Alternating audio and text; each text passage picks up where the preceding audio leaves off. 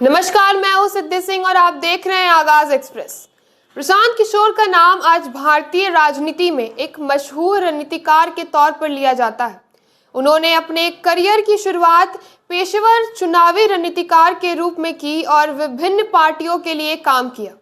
चाहे 2014 में नरेंद्र मोदी के लिए बीजेपी का चुनाव अभियान हो या फिर बिहार में महागठबंधन की जीत, प्रशांत किशोर ने अपनी रणनीतियों से सभी को प्रभावित किया है।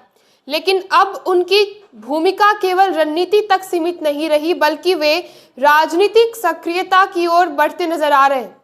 चुनाव में पीके की भूमिका और उनका प्रदर्शन उनके राजनीतिक करियर को नई दिशा दे सकता है।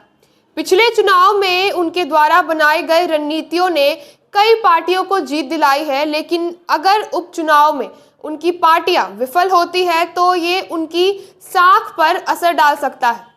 ये देखना दिलचस्प होगा कि वो इन चुनाव में किन नए तरीकों को अपनाते हैं और किस हद तक सफल होते हैं।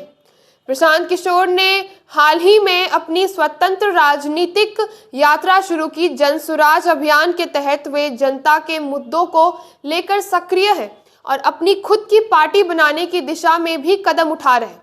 अगर उपचुनाव में उनकी रणनीति सफल होती है तो ये उनके स्वतंत्र राजनीतिक सफर को मजबूती देगा, लेकिन विफलता की स्थिति में उनके अभियान को झटका लग सकता है। प्रशांत किशोर की भविष्य की रणनीतियां केवल उनके व्यक्तिगत करियर तक सीमित नहीं, उनके काम का असर क्षेत्रीय और राष्ट्रीय राजनीति पर भी पड़ेगा। अगर वे किसी क्षेत्रीय पार्टी को मजबूत करने में सफल रहते हैं तो इससे उनका कद और बढ़ेगा। वहीं अगर उनकी रणनीति विफल होती है तो राष्ट्रीय राजनीति में उनकी भूमिका पर सवाल उठ सकते हैं। प्रशांत किशोर के समर्थकों का मानना है कि उनकी राजनीतिक सूझबूझ और चुनावी रणनीतियां उन्हें बड़ी सफलताएं दिला सकती है। वहीं आलोचकों का कहना है कि वो केवल चुनावी रणनीतिकार है और सक्रिय राजनीति में उन्हें ज्यादा अनुभव नहीं है।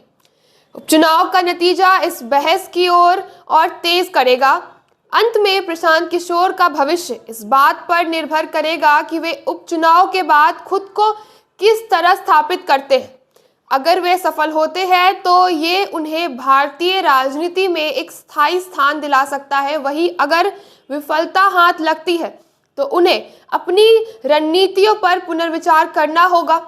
ये देखना दिलचस्प होगा कि वे किस तरह भारतीय राजनीति में अपनी पहचान बनाए रखते हैं। तो ऐसी तमाम खबरों के लिए जुड़े रहे हमारे साथ और देखते रहे आगाज एक्सप्रेस।